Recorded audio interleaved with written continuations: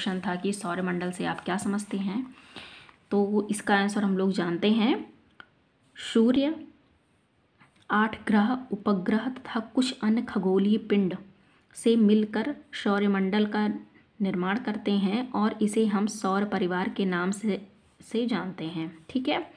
सूर्य सौरमंडल के मध्य में स्थित होता है। ग्रह अपनी निश्चित कक्षा में सूर्य का चक्कर लगाते हैं। ठीक है। जैसा कि हम लोगों ने ग्रहों की स्थिति जाना था और ग्रहों के हम लोगों ने नाम भी जाने थे, बुध, शुक्र, पृथ्वी, मंगल, बृहस्पति, शनि, अरुण, वरुण।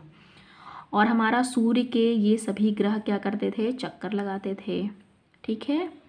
और ये एक सीक्वेंस में ऐड थे, तो हम लोगों ने ये भी चर्चा किया था कि इनके नाम इम्पॉर्टेंट हैं, तो आप लोग देख लीजिएगा। वही चीज़ यहाँ पे कहा गया है, ग्रह अपनी निश्चित कक्षा में सूर्य का चक्कर लगाते हैं, ग्रहों की परिक्रमा उपग्रह करते हैं। ठीक है। ग्रहों की परिक्रमा उपग्रह करते हैं, मतलब ग्रहों के चारों तरफ उपग्रह घूमते हैं। ठीक। अब हम लोग अगला देखते हैं, सूर्य से उनकी दूरी के अनुसार सभी ग्रहों के नाम। तो इसमें है हमारा पहला बुध, शुक्र, पृथ्वी, मंगल, बृहस्पति, शनि, अरुण, वरुण। अरुण को यूरेनस, वरुण को नेपच्यून भी कहते हैं। और हम अपना अगला क्वेश्चन देखते हैं। लिखा है कि पृथ्वी को अद्भुत ग्रह क्यों कहा जाता है। जैसा कि हम सभी लोग जानते हैं कि 8 ग्रहों में पृथ्वी पर ही जीवन हमारा संभव है, क्योंकि यहाँ पर हमारे रहने के अनुकूल परिस्थितियाँ भी हैं। और चलिए इसी से रिलेटेड हम लोग देख लेते हैं इसका आंसर क्या होगा। पृथ्वी को अद्भुत ग्रह इसलिए कहा जाता है क्योंकि यहाँ जीवन के अनुकूल परिस्थितियाँ पाई जाती हैं। सही बात है। पृथ्वी पर जल की उपलब्धता है जो जीवन के लिए आवश्यक है। बिल्कुल। पृथ्वी पर जीवनदायी ऑक्सीजन गैस और ओजोन परत पाई जाती है। ठीक है। ये भी हमारा इम्पोर्टेंट है। अगला क्वेश्चन हमारा है कि हम हमेशा चंद्रमा के एक ही भाग को क्यों देख पाते हैं। चंद्रमा लगभग 27 दिन में पृथ्वी का एक चक्कर पूरा करता है, या अपनी धुरी पर भी एक चक्कर में इतना ही समय लेता है। इस प्रकार यह दोनों प्रकार की गतियों को पूरा करने में समान समय लेता है। यही कारण है कि हम चंद्रमा का एक ही भाग देख पाते हैं। ठीक है। और ये हमारा जो है इम्पोर्टेंट क्वेश्चन है, इसको हम लोगों ने अच्छे से देख लिया। अब हम लोग अगला क्वेश्चन अपना देखते हैं कि ब्रह्मांड क्या है। करोड़ों तारों, बादलों तथा गैसों की एक प्रणाली आकाशगंगा है। इस प्रकार की लाखों आकाशगंगाएं मिलकर ब्रह्मांड का निर्माण करती हैं। ब्रह्मांड की विशालता की कल्पना करना अत्यधिक कठिन है। हम इसी ब्रह्मांड का एक हिस्सा हैं। ठीक है। ब्रह्मांड में बहुत सारी चीज़ें पाई जाती हैं, जैसे तारे, बादल, गैस, ये आकाशगंगा, ये सब हमारे ब्रह्मांड में हैं। और हम लोग भी तो ब्रह्मांड का एक ही हिस्सा हैं।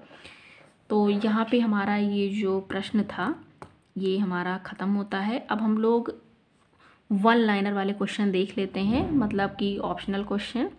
तो चलिए अब हम लोग बुक की तरफ चलते हैं। तो ये देखिए, इसमें लिखा है कि सही उत्तर चिन्हित कीजिए, और इसमें दिया हुआ है कि किस ग्रह को पृथ्वी के जुड़वा ग्रह के नाम से जाना जाता है। तो इसमें ऑप्शन है बृहस्पति, शनि, शुक्र। तो हम सभी लोग जानते हैं कि शुक्र ग्रह हमारी पृथ्वी की जुड़वा बहन के नाम से भी जानी जाती है। और सूर्य से तीसरा सबसे नज़दीक ग्रह कौन सा है। तो हम लोगों का जब सीक्वेंस याद होगा तो पता होगा, तो क्या है, बुध, शुक्र, पृथ्वी, मंगल, बृहस्पति, शनि, अरुण, वरुण। ठीक है। तो तीसरा हमारा ग्रह कौन सा है, पृथ्वी। ठीक, ये हमारा आंसर हो गया। अब हम लोग चलते हैं अपने नेक्स्ट क्वेश्चन पे।